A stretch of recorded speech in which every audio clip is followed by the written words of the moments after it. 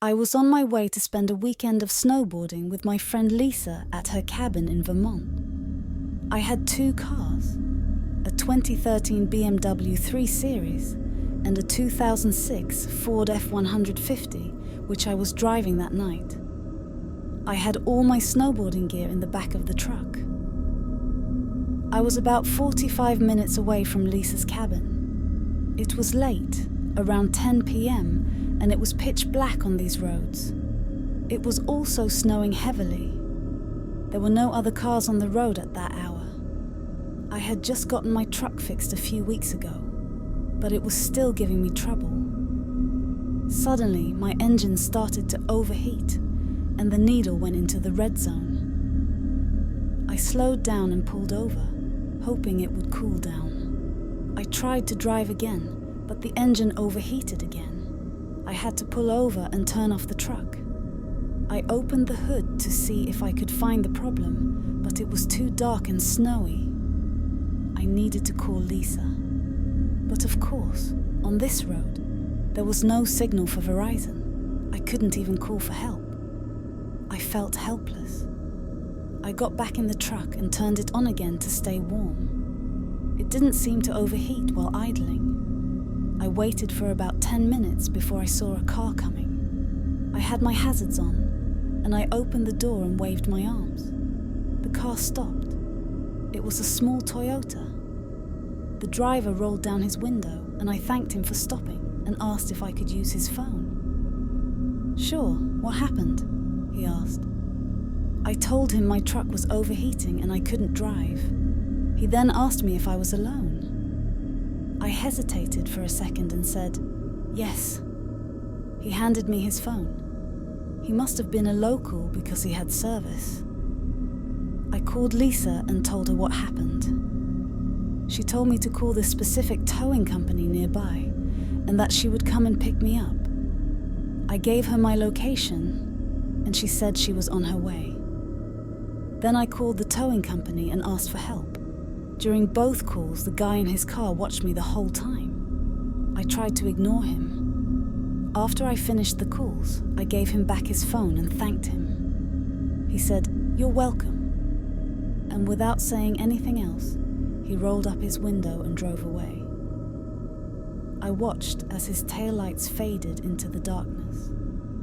I was alone again. I got back in the truck and turned off the headlights for a second to see how dark it was outside.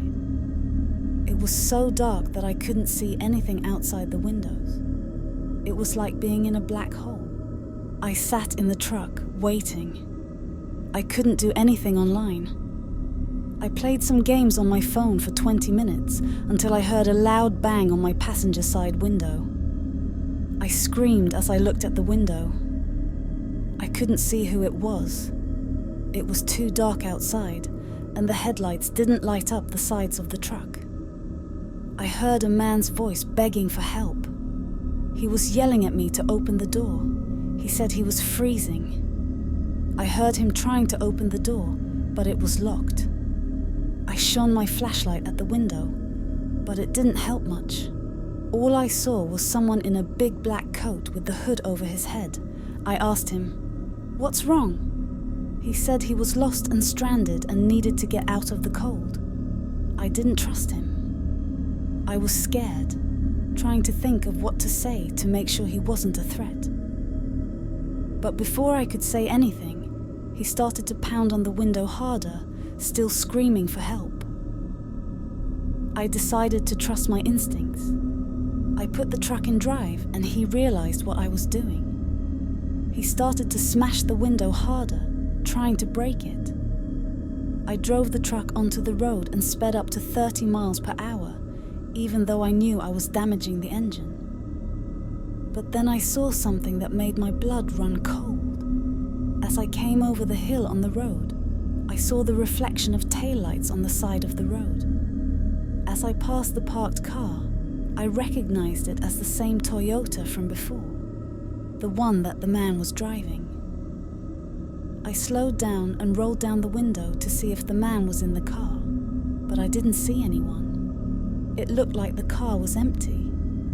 I looked behind the car, and my taillights showed footprints in the snow, meaning that the man who was banging on my window was him. And he was trying to trick me into opening the door for some sinister reason. I kept driving my truck, not caring about the engine anymore. I pulled over a few minutes later when I saw headlights coming from the other side, and I felt a wave of relief when I realized it was the tow truck. I flashed my lights, and he pulled over. As the driver got out, I told him what happened. He said he was glad he got there in time. Then he asked if the guy had a weapon or anything, but I told him I couldn't see. He said, "Well then, let's do this quick." It took him about 15 minutes to hook up the truck, and in that time, the Toyota never passed us. Maybe he turned around and went the other way to avoid us. I used the tow truck driver's phone to call Lisa again and tell her to meet us at the body shop. The rest of the story is not that interesting. Lisa and I still went snowboarding that weekend, and the body shop fixed the broken water pump in my truck that caused the overheating. I sold that truck a few weeks later. I'm glad I didn't open the window or the door to that man who wanted to get into my truck. This happened a few years ago. I was a young girl and I had just turned 16 and gotten my driver's license. I didn't have my own car, but I could borrow my parents' car whenever they didn't need it. Gas was cheap back then, and driving was so fun for me that I loved it. On weekends, I liked to drive around and get some food late at night, then just cruise around town while listening to music. It was nice to have some time alone, which was rare when living with your parents. One weekend, I think it was a Saturday, I took my parents' car out. I went to a 24-hour McDonald's and got a drink and a snack, then started driving around. I didn't have a plan. I just went wherever I felt like. But I mostly avoided places that had a lot of traffic. There were a lot of back roads in my town that connected different neighborhoods, but nobody ever used them because the main roads were faster. I turned onto one of these roads that led to a really fancy neighborhood with big houses. But not long after, headlights flashed behind me, and I saw a car coming up fast. They were flashing their lights on and off. There were no other cars, so they had to be signaling to me, but I didn't know what for. This went on for a while until they sped up and got closer to my bumper. I was still new to driving and didn't know how to handle this or what to do, so I just kept driving. I hoped to reach the neighborhood and maybe stop somewhere safer, but that didn't happen. The car behind me backed off a bit. Then I heard their engine roar, and they hit the back of my car. My car jerked forward, and I was shocked for a second, but it didn't seem to do much damage. I had a lot of thoughts in my head at that point. I was scared and nervous about stopping, but I also didn't want to bring my parents' car home with a dent without getting the other driver's insurance. I pulled over and put the car in park. The car behind me did the same, parking their car really close to mine. They flashed their lights again. I didn't know whether to stay in my car or get out. I was just in a bad situation with no idea what to do. After a few seconds, I opened my door and got out. Their windows were tinted, so I couldn't see who was inside. I walked to the back of my car and tried to see the damage, but they had parked so close that I couldn't see much. Then I heard their door open. I looked and saw a man getting out and looking at me. He had a friendly smile and waved at me as he walked toward me. I was expecting him to be angry or say that I did something wrong, but this was a weird surprise. "Sorry about that. I guess I was distracted," he said, still smiling. "It's okay. Can I have your insurance info?" He looked away, then looked back at me.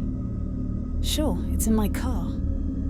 He pointed at the passenger door like he wanted me to go there. He just stood there looking at me like I was supposed to follow him. After a long, awkward pause, I told him I was just going to go home because it wasn't that bad. I didn't trust this guy. Something felt off. "Oh, you can't drive that home or you'll ruin it more. Come with me. I'll give you a lift." He took a few steps closer to me. His smile and his words were creepy. My car was definitely not too damaged to drive, and offering me a ride was just wrong in this situation. I said no, then started walking fast to my car, but the man grabbed my arm hard and stopped me. "Come on, don't be silly," he said, pulling me back. Fine, I'll go with you," I said, making him let go of me. I followed him to his car and slowly walked to the passenger side while he got in the driver's seat. As soon as he shut his door, I ran back to my car. I heard him get out, but I locked my door before he could reach me. He pressed his face against the window and stared at me for a second, then ran back to his car. I drove away, and in the mirror, I saw him turn around and go the other way. When I got home, I woke up my mum and told her what happened. She told me that I should have never stopped. She called the cops, but they never found the guy. I don't know what he was planning to do or where he was going to take me. I just hope that no one else fell for his trap. I was 17 when I had my first boyfriend. His name was Jake, and he was a sweet guy. We lived in a small town where nothing ever happened. My parents were divorced, so I stayed with my mom most of the time. Jake and I both had part-time jobs. He worked at a grocery store and I worked at a Starbucks. We also went to the same high school, and we were seniors. One Friday night, Jake asked me out on a date. I agreed, and he picked me up from my house after work. We went to a cheap diner because that was all we could afford. We had a nice time, but I felt like the date was too short. I wanted to do something more fun and exciting. I suggested we go for a night drive, and Jake agreed. We drove around the town, then headed to the outskirts. We found a dirt road that led into the woods. It was dark and quiet, and I felt a thrill of adventure.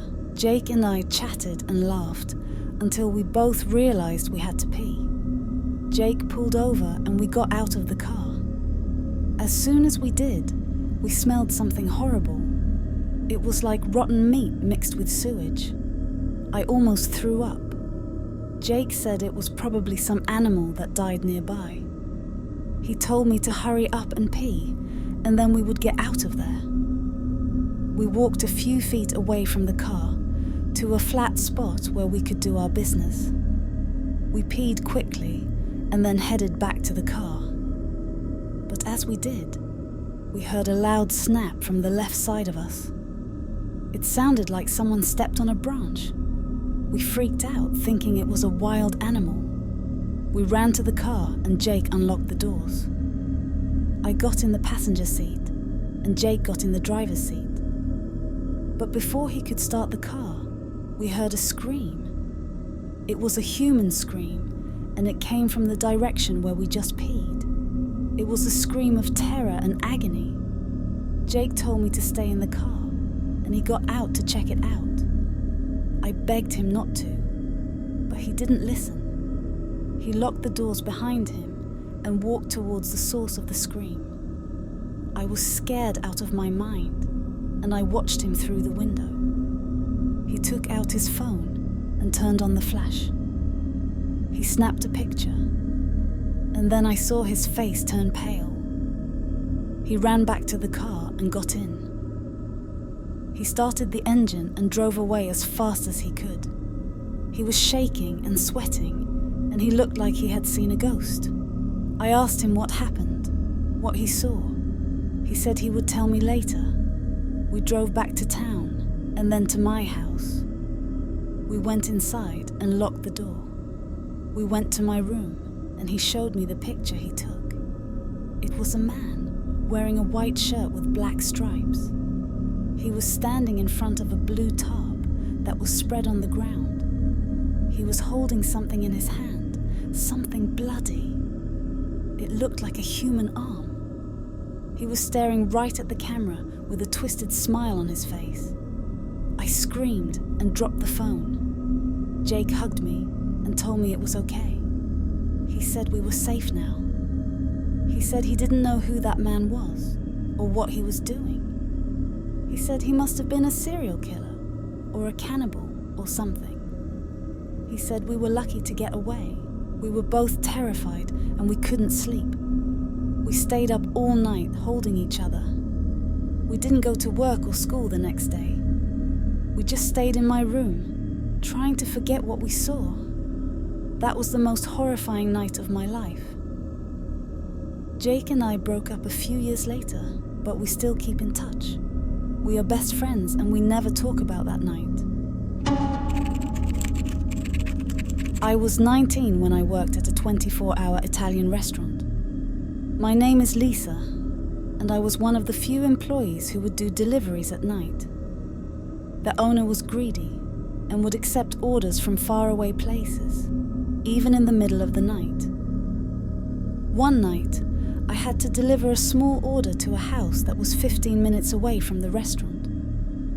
It was around 2:30 a.m. and I was driving on a dark and lonely road. I was listening to some music and trying to stay awake when I saw a figure in the middle of my lane. I slowed down, and as I got closer, I saw that it was a man. He was waving his arms and running towards my car. I had no choice but to stop because there were cars coming from the opposite direction. The man reached my car and started banging on my window. He was yelling that he needed help, that he ran out of gas and needed a ride.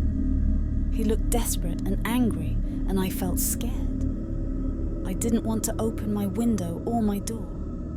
I waited for the other cars to pass, and then I swerved around him and drove away. He tried to chase me, but I was faster.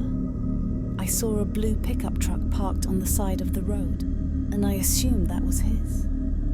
I wondered why he didn't ask for help from the other cars, or why he didn't have a phone. He seemed like a weirdo, and I wanted to forget about him. I reached the customer's house and delivered the food. They paid me in cash, and I thanked them. I walked back to my car, and I noticed a car parked down the street with its lights on. It was the same blue pickup truck that I saw before. It wasn't there when I arrived, so it must have followed me. I felt a surge of fear, and I got in my car quickly. I looked at the truck, and I saw the same man staring at me from the driver's seat. He had a creepy smile on his face, and he looked like he was up to no good. I backed out of the driveway and drove past him. As I did, he started his engine and made a U-turn. He was following me again. I grabbed my phone and called 911. I told them what was happening, and they said they would send a patrol car to help me. They told me to keep driving until I see them. I did as they said, but the truck was getting closer and closer. He was driving recklessly, and he went into the opposite lane to overtake me. He cut me off and blocked my way. I slammed on the brakes and stopped just in time to avoid a crash. My heart was racing, and I didn't know what to do. He got out of his truck and ran towards my car. He started pounding on my window again, screaming and cursing. I put my car in reverse and backed away from him. He ran back to his truck and got in. That's when I saw the flashing lights of the patrol car. The truck sped away and the patrol car chased him. I was relieved and I thanked the operator. They said they would call me back when they catch him. They did, and they told me some disturbing news. They found drugs and alcohol in his truck, along with rope and handcuffs in the back seat. They said he was a wanted criminal who had kidnapped and killed several people before. They said I was lucky to escape, and that he was probably planning to do the same to me. I was horrified, and I couldn't believe what I heard. I quit my job the next day, and I never did deliveries again. that was the most terrifying night of my life. This is a story that was sent to me by a girl named Sarah, who claims that it happened to her last year. She says that it was the most terrifying night of her life, and that she still can't drive alone at night. Sarah is a college student who lives in a small town in Ohio. She often drives to the city to visit her friends who go to a different college. The drive usually takes about an hour and a half, and she usually leaves around 10 p.m. and returns around 1 a.m. She says that she enjoys driving at night because the roads are more quiet and the stars are more visible. One night she was driving back from the city after having dinner with her friends. She was feeling happy and relaxed, listening to some podcasts and laughing along. She was on a highway that was mostly empty, except for a few trucks and cars. She noticed that there was a red pickup truck behind her that seemed to be following her closely. She thought that maybe the driver was drunk, so she moved to the left lane and let the truck pass. But to her surprise, the truck did not pass. Instead, it stayed behind her, matching her speed and distance. Sarah felt a bit annoyed and wondered why the driver was tailgating her. She thought that maybe he was trying to flirt with her or scare her. She decided to ignore him and focus on the road. She hoped that he would eventually get bored and leave her alone. She checked her phone and saw that she had about 45 minutes left to reach her home. She continued driving, trying to shake off the uneasy feeling that the truck was giving her. She noticed that the highway was getting more rural, as most of the other vehicles had exited or turned off. She was now on a long stretch of road that was surrounded by farms and fields. There were no streetlights, no houses, no signs of civilization. The only light came from her headlights and the moon. She glanced at her rearview mirror and saw that the truck was still behind her. She felt a surge of fear and wondered what the driver wanted from her. She thought that maybe he was a stalker, a robber, a kidnapper, or a killer. She wished that she had a weapon or a way to contact someone for help.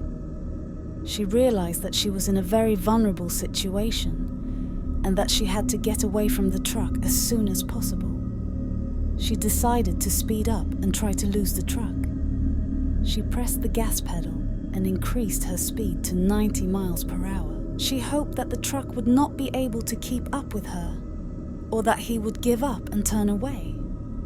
But to her horror, the truck also sped up and stayed behind her. He seemed to be determined to follow her, no matter what. Sarah felt a surge of panic and wondered what to do. She looked around and saw that there were no exits, no gas stations, no places to stop. She was trapped on the road with no escape. She thought that maybe she could call 911, but then she remembered that her phone had low battery and that the signal was weak in this area. She cursed herself for not charging her phone before leaving the city. She decided to try something else. She slowed down and moved to the right lane, hoping that the truck would pass her and go ahead. She thought that maybe she could find a chance to turn around and go back to the city, or to find a different route to her home. But to her dismay, the truck also slowed down and moved to the right lane, blocking her way. He seemed to know what she was planning, and he was not going to let her go. Sarah felt a surge of anger and frustration. She decided to confront the driver and ask him what he wanted from her. She thought that maybe he was just a prankster, and that he would leave her alone if she showed him that she was not afraid. She rolled down her window and shouted at the truck, "Hey, what's your problem? Why are you following me? Leave me alone, you creep." She waited for a response, but there was none. She looked at the truck and saw that the windows were tinted and that she could not see the driver. She wondered who he was and what he looked like. She wondered if he had a weapon, or if he had any accomplices. She wondered if he had a motive, or if he was just a random psycho. She felt a surge of dread and regret. She realized that she had made a mistake, and that she had provoked the driver. She realized that he was not going to leave her alone, and that he was going to do something to her. She realized that she was in grave danger, and that she had to get away from him as fast as she could. She decided to try one last thing. She saw that there was a sharp curve ahead, and that there was a dirt road on the right side. She thought that maybe she could take the dirt road and lose the truck. She thought that maybe the truck would not be able to follow her, or that he would miss the turn. She thought that maybe she could find a place to hide, or to get help. She waited for the right moment, and then she swerved to the right and took the dirt road. She hoped that the truck would not notice, or that he would not be able to follow. But to her terror, the truck also swerved to the right and took the dirt road. He seemed to be ready for her move, and he was not going to let her go. Sarah felt a surge of despair and hopelessness. She realized that she had no chance, and that she was doomed. She realized that she was going to die, and that no one would ever find her. She realized that she had made a terrible mistake, and that she should have never driven alone at night. She saw that the dirt road was narrow and bumpy, and that there were trees and rocks on both sides. She saw that the truck was gaining on her, and that he was going to ram her. She saw that there was a cliff ahead, and that there was no way out. She saw that there was no hope, and that there was no end. She screamed and cried and prayed for a miracle, but there was none. The truck hit her car from behind and pushed her off the cliff. She felt the car falling and heard the truck honking. She felt the pain and heard the crash. She felt the darkness and heard the silence. Sarah's car was found the next day, at the bottom of the cliff. She was dead, and so was the driver of the truck. He was a man who had escaped from a mental hospital and who had a history of stalking and killing young women. He had no connection to Sarah, and he had chosen her at random. He had followed her for an hour, and he had killed her for fun.